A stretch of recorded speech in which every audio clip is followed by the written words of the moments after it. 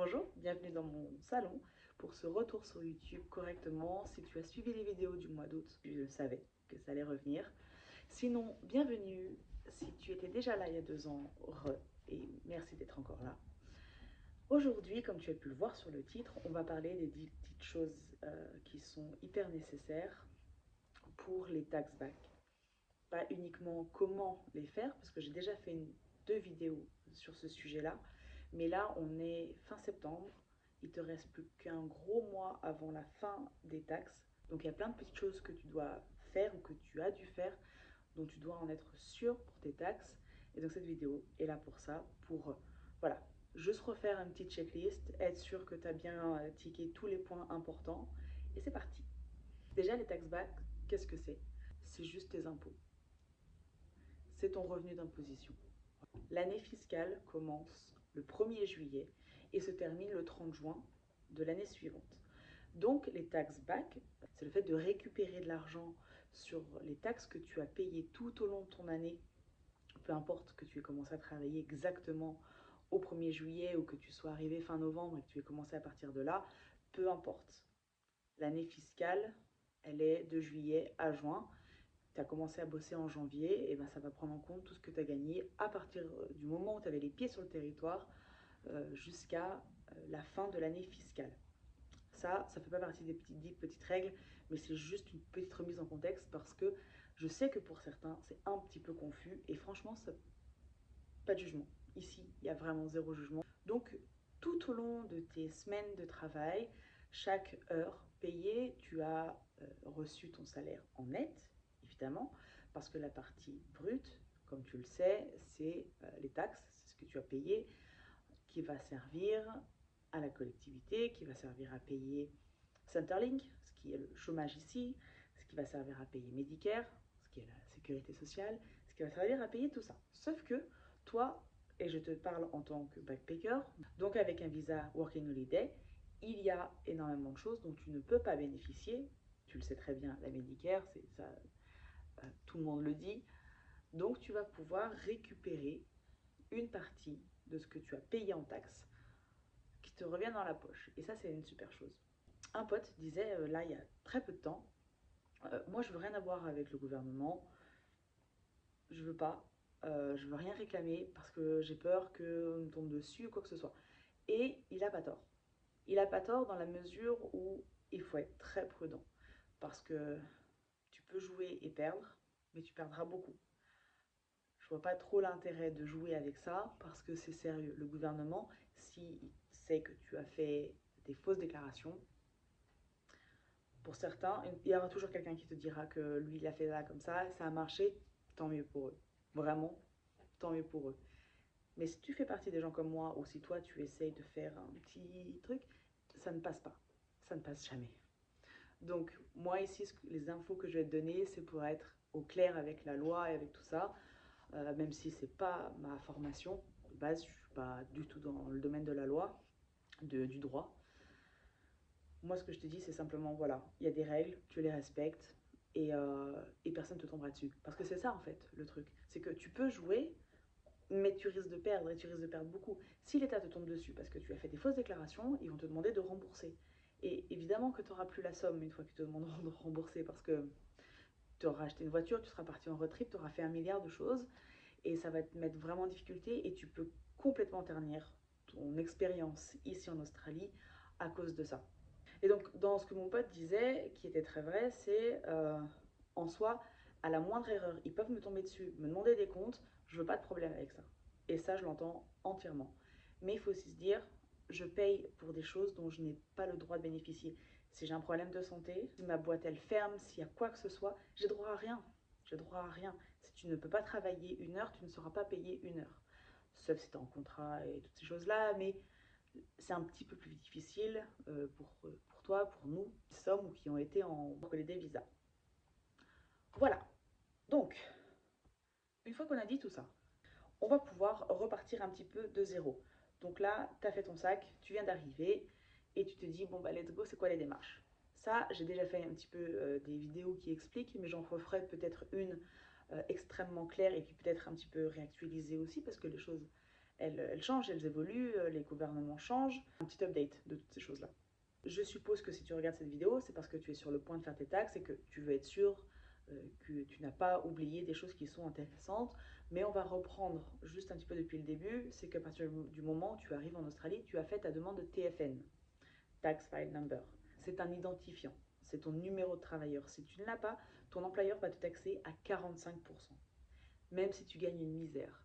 45%, c'est énorme. Donc il faut toujours faire ton TFN avant de commencer à travailler. Donc fais très attention à ça. Fais gaffe à ce que tes emplois soient bien légaux. Quand tu viens de commencer un nouveau emploi, on va te donner un document à remplir à propos de ton tax file number. Et il y a une petite case à cocher où à chaque fois tu te dis mince, attends, c'est quoi exactement? Alors, c'est pas compliqué. Working Holiday Maker. C'est ça que tu dois cocher. Sauf si tu es en student, sauf si tu es en sponsor, sauf si tu es en je ne sais pas quel visa, en partnership ou en n'importe quoi. Moi, je te parle de Working Holiday Visa. Working Holiday Maker. Ok? Troisième petit conseil, vérifie bien. Oui, les deux premiers, c'était déjà des premiers conseils. Vérifie bien tes fiches de salaire. Vérifie bien que tu as bien été prélevé des taxes le bon montant, que tu as bien été payé correctement. C'est vrai que c'est un peu bateau, mais vraiment, fais-le. Moi, je me suis rendu compte dans certains emplois qu'on me prélevait un petit peu plus à chaque fois. On m'oubliait une demi-heure par là, 45 minutes ici, on me déduisait mes frais kilométriques, on m'enlevait 50 bornes, j'en faisais énormément, des kilomètres. Donc ça pouvait passer, si je vérifiais pas, ça passait.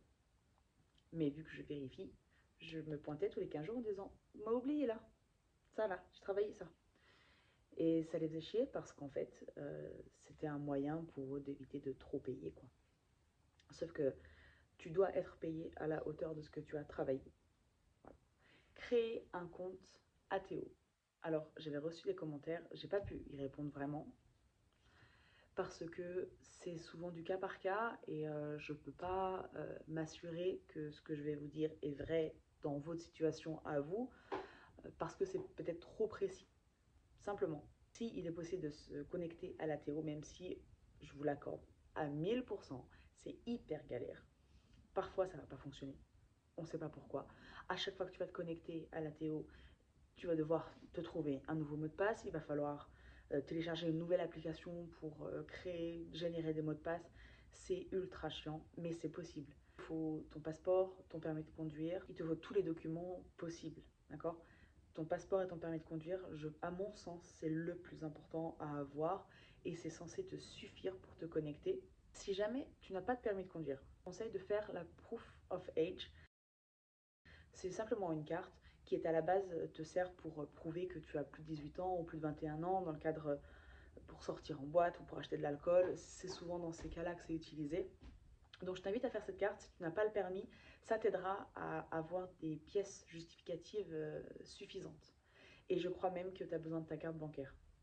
Alors pas pour payer, les 3 chiffres au dos ne sont pas à donner, jamais. Mais par contre, il faut juste qu'ils puissent vérifier que tu as bien une carte supplémentaire, un document justificatif à ton nom. En général, c'est ce que j'utilise et c'est OK. Et même, j'utilise la carte bancaire où il n'y a pas d'argent dessus. Comme ça, il n'y a pas de problème. Donc comme je t'ai dit, l'année fiscale, c'est bien du 1er juillet au 30 juin de l'année suivante. Je sais qu'il est hyper tentant de faire sa demande de taxe le 1er juillet. C'est de l'argent qui va te revenir. Ça a un petit goût de cadeau, alors que pas du tout, mais je comprends que ça donne très envie de le faire immédiatement. Sauf que, attention, beaucoup d'employeurs prennent du temps avant de transmettre toutes les informations à l'ATO et ça peut poser un petit peu problème. Il est souvent recommandé de faire ces taxes à partir de mi-juillet, voire début août. Moi, je le fais tout le temps au courant du mois d'août. Comme ça, bon, l'effervescence de juillet est passée. Toutes les soldes là qui arrivent au mois de juillet, parce que les business, ils savent bien que tu vas récupérer tes taxes. Tu vas avoir des grosses sommes parfois qui peuvent tomber. Donc c'est le moment que tu auras envie de tout dépenser. Donc moi, je ne fais pas mes taxes à ce moment-là. Au moins, je suis sûre que mon ou mes employeurs ont envoyé les papiers correctement. J'ai eu le temps de récupérer tous mes papiers, tout bien, tout est mis en pochette, mais ça peut être un peu galère de retrouver ci, retrouver ça. Ça me permet aussi de faire le point sur toutes les dépenses que j'ai eues pendant l'année Et au mois d'août, je suis sûre, et là, je fais mes taxes. Parce qu'en soi, si tu déclares trop tôt et qu'il n'y a pas toutes les informations, ça va retarder ton paiement et ça va te mettre dans un truc d'une erreur. Il va falloir corriger l'erreur. Pas cool, pas cool.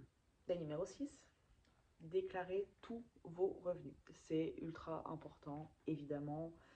Tu le sais, si tu déclares pas tout, tu le sais au fond de toi que c'est pas bien. Tu sais que tu n'es pas censé faire ça. Même les jobs qui sont légaux, tu vois ce que je veux dire, payés en cash, sont quand même déclarés. Parce que avec le système PAYG, P-A-Y-G, l'ATO a déjà toutes les infos grâce à ça. Donc attention. Si tu oublies de le déclarer et que le gouvernement s'en rend compte, s'ils pensent que tu as volontairement essayé de les... Ils peuvent poser problème pour un prochain visa. Tu peux avoir des problèmes pour revenir en Australie, tu peux avoir des visas refusés, et un visa refusé dans un des pays du Commonwealth, c'est jamais, jamais bien. C'est jamais une bonne idée. Parce que tous les pays sont reliés entre eux. Autant l'Australie, c'est facile d'y arriver, mais par contre, si tu te fais virer derrière, t'as plus accès à rien, quoi. Franchement, ce serait trop compliqué. Ce serait trop compliqué. Tu gardes tout. Tout. Tu t'es acheté un pantalon de travail, tu gardes le ticket de caisse. Tu t'es acheté des chaussures pour le boulot, tu gardes le ticket de caisse.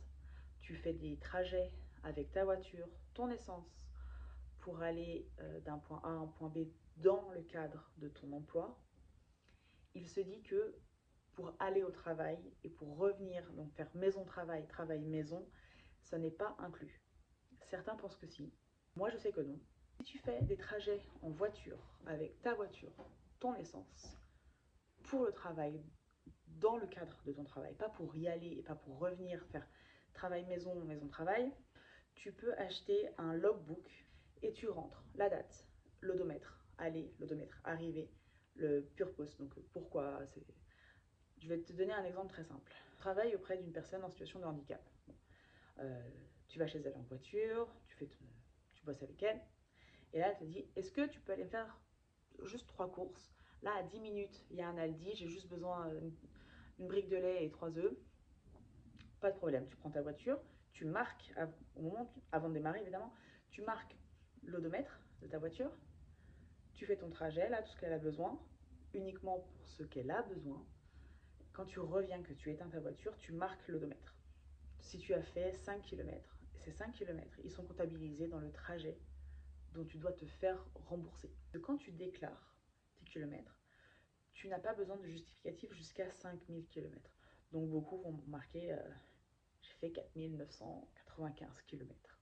Voilà, parce qu'ils n'ont pas besoin de le justifier. Sauf que si tu fais énormément de routes, tu fais Uber Eats. Uber Eats, tu conduis pour ton travail. Tu marques tous tes kilomètres.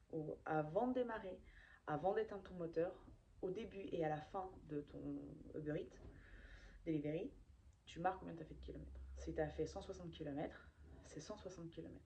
Tu le marques et tu le déclares à la fin. Mais si tu vas forcément dépasser. Si tu fais Uber Eats toute l'année, tu vas dépasser. C'est sûr que tu vas dépasser les 5000 bornes. Donc tu marques tout parce que tu vas peut-être en déclarer, je sais pas, imagine tu déclares 9000 km. Ça peut être bien plus. Ça peut être beaucoup, beaucoup plus.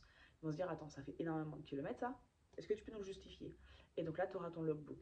Quand tu fais Uber Eats, tu ne marques pas entre chaque course. On est bien d'accord, tu marques au début et à la fin et c'est terminé. Donc garde tout, c'est pas bien compliqué. Soit tu scannes tout. Tu es une vieille personne, tu gardes tout sur une clé USB. Et si tu es une très très vieille personne comme moi, tu gardes tout en format papier, dans une pochette, rangé dans ton placard. Et voilà, et ta tax back 2025, tu mets tous tes documents à l'intérieur, toutes tes fiches de paye, tout ça.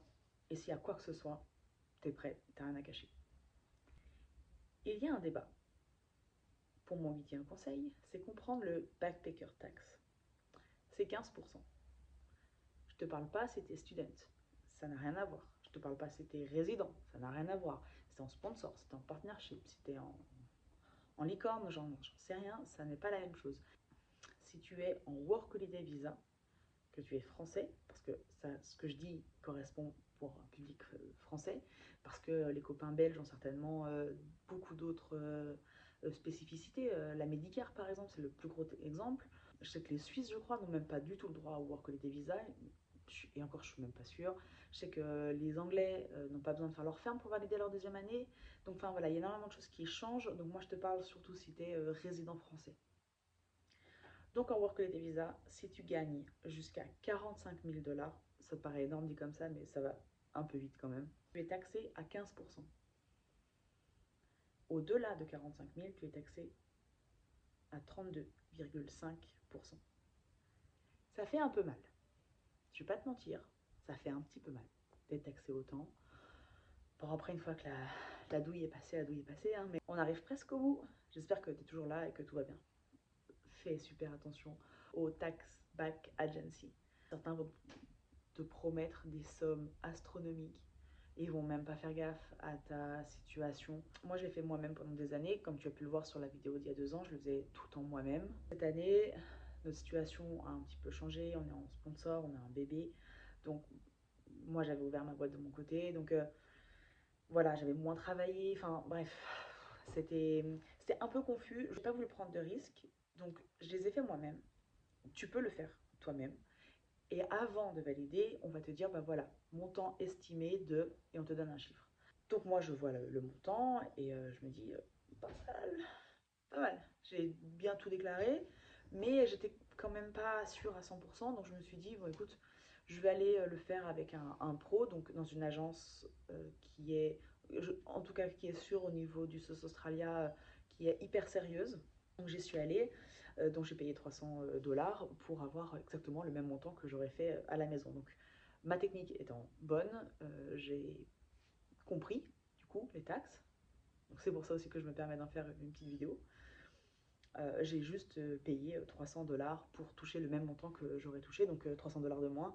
Mais au moins, l'esprit libre. Moi, je sais qu'il n'y aura pas de problème. Et s'il y a une erreur, c'est pas moi. C'est pas de ma faute. C'est pas moi qui fais les taxes. C'est une agence certifiée et sérieuse. Donc c'est eux qui rendront des comptes en disant ok, bah, l'erreur vient de là, sauf si tu as délibérément caché des informations. Si tu fais avec quelqu'un qui n'est ni résident, ni certifié, ni on ne sait pas trop quoi, qui fait tes taxes, qui te gonfle les montants, mais comme jamais, il a confondu tes taxes avec les pneus Michelin, et ben il fait une erreur, enfin une erreur, il essaye de douiller le gouvernement. Si vous tombe dessus, c'est ta faute. C'est tes taxes, c'est toi qui as fait tes taxes. Tu n'as pas demandé une agence certifiée. Donc c'est pour ta pomme. Moi, la première année, j'avais fait appel à quelqu'un qui n'était même pas sur le territoire. Il avait fait ça très bien, j'avais récupéré le montant qu'il fallait et tout. Sauf que quand je regardais un petit peu dans le détail, il m'avait déclaré genre 300 $ de crème solaire. Je veux bien qu'on est en Australie, mais de là à te mettre 300 $ de crème solaire sur le coin de la gueule, ça fait quand même un peu beaucoup. Si tu as décidé que l'aventure pour toi était terminée et que tu veux rentrer chez toi, ça fait aussi un petit peu partie des taxes, même si c'est un petit peu à côté. Mon dernier conseil, c'est la super annulation. Fais hyper gaffe. Moi, ma super annulation, je l'avais eue directement avec l'ouverture de mon compte bancaire. Ils ont changé je sais pas trop quoi. D'un coup, du jour au lendemain, c'était plus ça, mais c'était un autre organisme. Galère de se connecter sur l'application. Enfin, voilà. Il faut toujours vérifier que ton employeur envoie bien la superannulation. Je sais que c'est pas comme ça que ça se prononce. Superannulation. Mais superannulation, c'est très très bien. D'accord, je sais que tu comprends ce que je veux dire. Il faut juste bien que tu vérifies que tu aies accès à ta super et que tu puisses vérifier que ton employeur paye ça régulièrement. C'est normal. C'est ta retraite, en fait. Les taxes, c'est la différence entre le brut et le net. C'est, tu connais le principe de payer des taxes. Tu payes pour avoir des routes, des hôpitaux, des écoles, des trucs comme ça. On t'en rend tax back, c'est qu'on te redonne ce que tu n'as pas le droit. Tu n'as droit à rien, mon petit père, donc on va te rembourser une grosse partie. Et la super, c'est différent, c'est une autre sorte de taxe que tu payes, mais ça c'est pour ta retraite. Donc par exemple, ils vont te prélever, je n'ai pas les montants exacts en tête, mais un petit peu sur chaque fiche de paye. Et quand tu es vieux et que tu dis allez c'est bon, terminado, j'ai assez bossé, là tu as cette grosse somme économisée. C'est comme un compte bancaire en fait qui a économisé pour toi toute ta vie pour te donner cette somme pour que tu puisses vivre une retraite. Je sais pas si tu crois qu'on aura de la retraite, j'en sais rien. Fais ce que tu veux.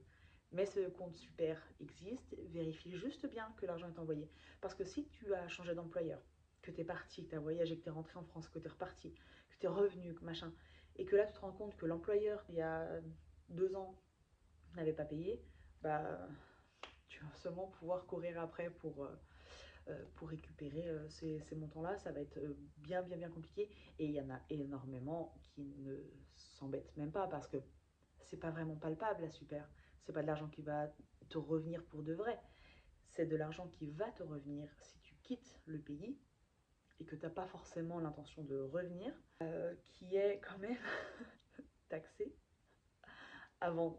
Donc ce truc, attends, on reprend parce que c'est une blague, mais une blague. Tu travailles, ok? Tu payes des taxes à côté. École, médicaire, tout ça, t'as pas le droit, c'est pas grave. Et tu payes encore des taxes de l'autre côté pour ta retraite, ok? Fin de l'année fiscale, donc au mois d'août, tu te rappelles, tu demandes à dire moi j'ai pas droit à ça, rendez-moi les sous. Donc tu récupères une petite partie de tes taxes, mais il y a quand même cet argent qui est posé pour ta retraite. Bon, là tu te dis merci l'Australie, c'était génial, j'ai adoré, papa, maman me manque, je veux rentrer à la maison. Très bien, donc tu dis je veux récupérer ma super, donc mon compte retraite, ce que j'ai payé à la sueur de mon front, de ma dignité et de mes larmes, je veux récupérer cet argent retraite parce que je n'aurai pas ma retraite en Australie.